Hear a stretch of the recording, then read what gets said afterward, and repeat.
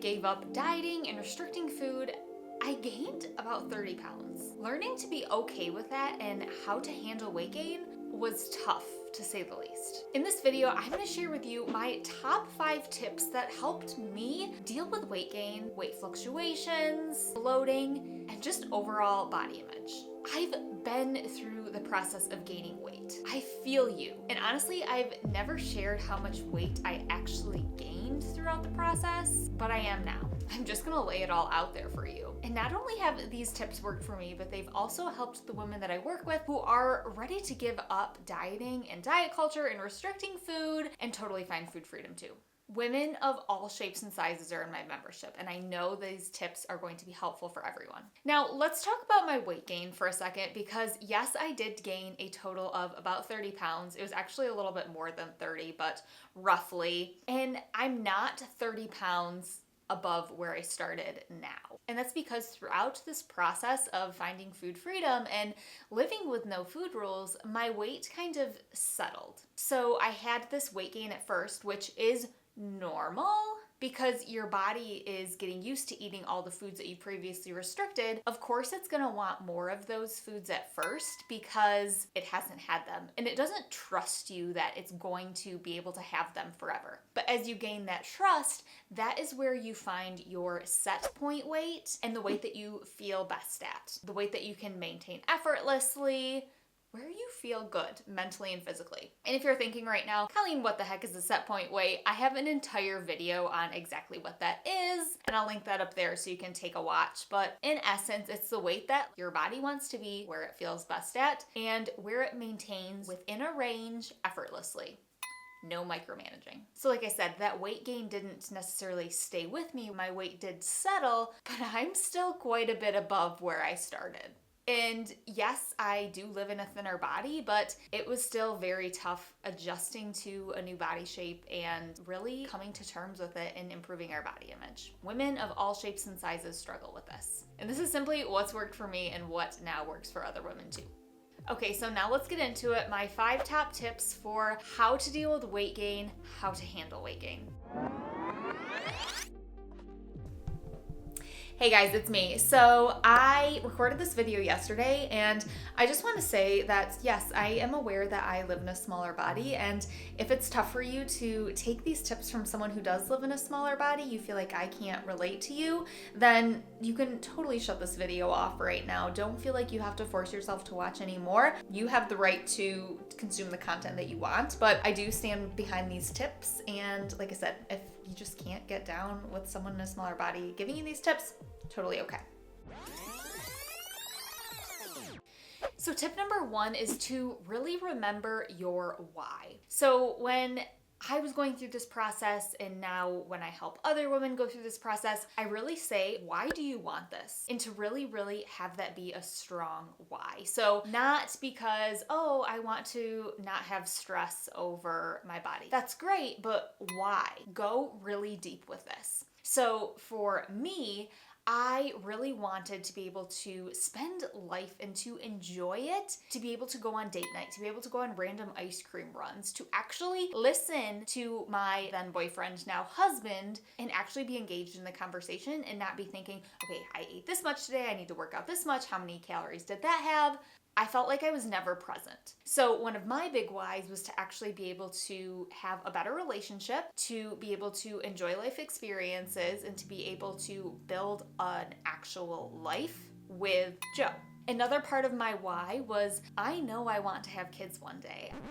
Guys, I'm not having kids anytime soon. We all know my dog Theo is plenty for me to handle right now, but in the future I do want to have kids, and that's something that's really important to me, and I don't want to pass down a horrible relationship with food. So I know in order for me to be the mother that I want to be in the future, I need to get my ish together myself and have a good relationship with food in my body. So those were a couple of my whys, and think about what yours is and have that be front and center to you at all times, because there are going to be days when it's going to be hard. We're not going to have good body image every single day, and to help you through those days is going to be remembering your why. So go ahead, take a second, pause this video if you need, and write that down. What's your why? Okay, tip number 2 is mantras and affirmations. Guys, hear me out here. I know this sounds like a lot of airy fairy crap, but it freaking works. I was a skeptic at first too, but here's the deal. Our thoughts lead to emotions, which lead to actions. If our thoughts are negative, that's going to lead to our emotions being negative. We're going to be sad, we're going to be frustrated, and that's going to lead to actions that come from those emotions. So maybe you're restricting food, you have self-loathing, maybe that makes you binge eat, whatever it is, it all comes back to that thought. So we have to focus on changing our thoughts. And I'm also a firm believer in the law of attraction. Whatever you focus your energy on, you're gonna get more of that. So if you're focusing on negativity, whether it be just about life in general, whether it be about your body, whatever it is, that's what you're gonna get back. And if you don't believe me, just try this for a week and you're gonna be amazed. Focus on the positive. So mantras and affirmations really come into play because our minds are so trained right now to go towards negative body image, to go towards critiquing ourselves. We have to show it another path to take. And that's really what mantras and affirmations do. I have an entire blog post on intuitive eating affirmations I'll link to in the description below. But basically, you can pick a simple phrase like, I'm more than my body, or my weight does not determine my worth, and repeat that anytime you have a negative thought about your body.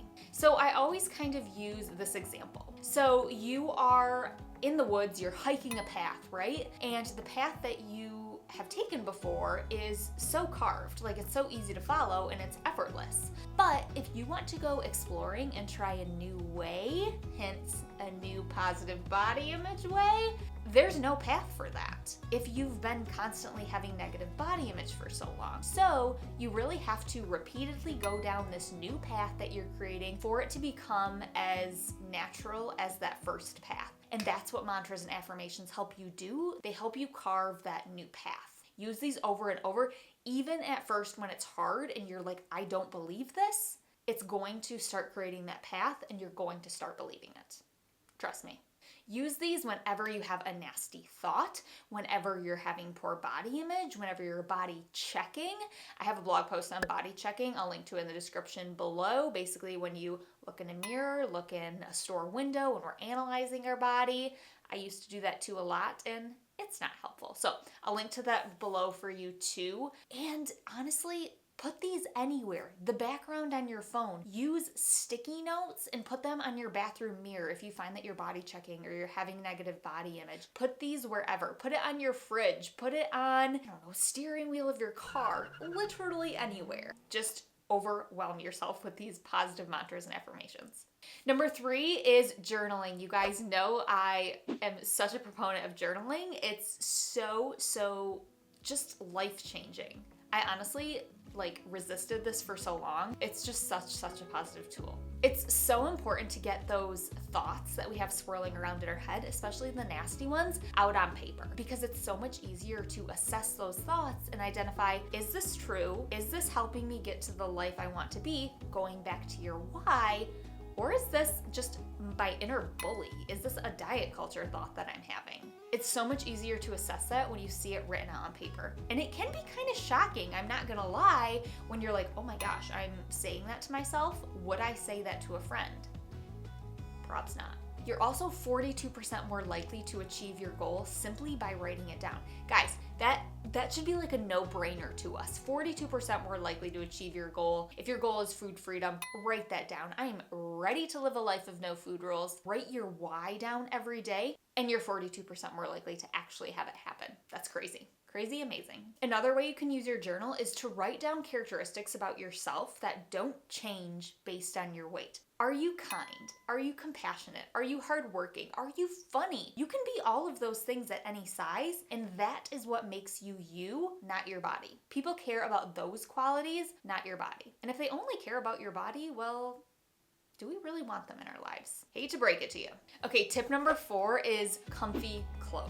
So when I was going through this process and I gained 30 pounds, I mean, clothes are gonna fit differently, right? Even to this day, I still do this. If I'm bloated or if I'm PMSing, put on comfy clothes. Do not stuff yourself into jeans that are too small. First of all, that's not comfortable. You're gonna be focused on how uncomfortable you are, not the experiences that you're having or the conversations that you're having or who you're with. Plus, you get that gas bubble. You know what I'm talking about. I know you do when we have too tight of jeans on. So just don't put yourself in that situation. I wore the exact same pair of black sweatpants. They were actually Joe's, and they got so grody because I honestly wore them like every day during this process that we had to throw them away. So now I have a new pair of comfy pants. I have these purple sweatpants that I literally just wear all the time. They're paint stained, they're super ugly, but hey, they make me feel comfortable. And I mean, if I'm feeling comfortable, I'm gonna be more apt to enjoy the experiences, to be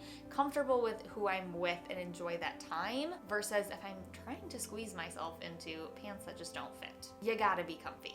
And like I said, to be honest, I still will do all of these tips that I'm telling you to this day, but yesterday, I had a day where I was just freaking hungry. Like, it happens. Our hunger ebbs and flows. But I had a day where I was just hungry yesterday. So naturally, my stomach got bigger. Guys, that's not bad. Our stomachs should get bigger when we put food in them because there's food in them. So I had a day where I was hungrier. I was like, oh man, my pants are feeling a little tight. So I changed pants. I put those purple sweatpants back on and I went about my day. No judgment, nothing, just, okay, I need to be comfy right now. That's what's gonna happen. And I know this is easier said than done, so go back to those mantras and affirmations and use those if you're feeling guilty or you're feeling stressed about putting those comfy pants on. Okay, and tip number 5 that I have for you is to have support. I cannot tell you how huge a support system is when you're going through this process. Whether you are just working to improve your body image, whether you're maybe are gaining some weight like I did, just having that support to be able to talk to about it is huge. Because I know, especially for me, and I constantly am reminding myself of this to this day, you cannot let stuff just bubble up inside of you because it's going to explode. You can sit here and try to cover up all the frustrations or the anxiety or the stress that you're feeling, but eventually that top is going to pop and all of your emotions that you're feeling are going to explode. And likely one person is going to get the bulk of that. Oh my gosh, I did not have the best support system when I was going through this because I tried to do it just, me, myself, and I, and not let anyone in on my journey. And oh, Joe, I'm so sorry for everything that I put you through. You were always the one who got that explosion. And like I said, I'm constantly reminding myself of that to this day, just about general stress and anxiety too. Talk about it. Let that out. We always think that we are the only ones who are feeling this way, or that no one else can relate to us, or no one else can understand. And to be honest, that's not true, especially when it comes to body image. So many women are feeling those exact same things, and I've seen it since I've started talking about this. Do you know how many people come up to me and say, you sounded like you were talking right to me? I totally feel exactly everything that you're saying. And that's what's so important. We don't realize that so many other women, and just everyone, to be honest, it's not necessarily limited to women, that are feeling these things too. You can just say, I don't love the way that I feel in my body today. And just letting that out, acknowledging that, is so huge. And then that's gonna open up the conversation for someone else to come up and pick you up. That is so important, and that's what I see every day happen in my membership, and it just makes me so grateful that other people have this community to go to do that. Because when we stick to ourselves and we are just sitting here with our thoughts and letting them swirl around in our head, it's so easy to just talk so negatively to yourself, versus if you're having a conversation with a person, they're going to be honest with you and say, you know what? You're still you. I still love you. They're going to give you that support. They're going to validate your feelings and say, you know what? I feel those things too sometimes, but you know what? I still love you for you. You're more than a body. And sometimes, yes, we shouldn't need external validation, but just having someone else to understand is so huge, you guys. So those are my 5 top tips for how to handle weight gain and how to really cope with gaining weight. And like I said, I still use those to this day, even though I've been at my set point weight for a while. My weight's not fluctuating as much as it used to when I was going through this process, but I'd be lying to you if I said I had perfect body image. I mean, I definitely don't. I don't think anyone on the face of this planet does. Some days you're just going to not feel great about what you see in the mirror. And that's okay. I think that we strive so much for this body positivity, which yes, is fabulous, but some days we just need body acceptance and body respect, and that's okay. Not every day is gonna be sunshine and rainbows when it comes to body image, but these 5 tips can really help. Let me know in the comments if you have any other tips or strategies or things that you do on days when you're just not feeling fab in the bod. And I love learning from you guys and hearing what you guys have to say, so let me know in the comments. If you like this video, be sure to give it a thumbs up and be sure to hit subscribe to the channel if you want to learn more about living a life of no food rules and how I've been able to do that, because it is so freaking good. You don't want to miss out on that. And I will see you guys next Sunday, 5 p.m. Eastern time, when new videos are uploaded. And like I said, hit that subscribe button, hit the little bell, and you'll be notified when the new video is live. See you later.